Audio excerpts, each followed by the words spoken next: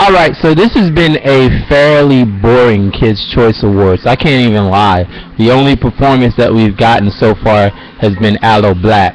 But Austin Mahone and Cody Simpson just got slimed. There was a contest to see which one of them was going to get slimed, and it ended up being both of them.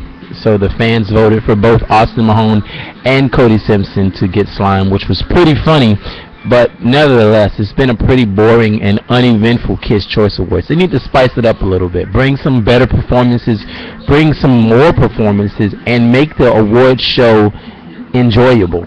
That's all I gotta say. Anyway, drop your comments below. Tell me how you feel. I'll talk to you guys next time. Peace.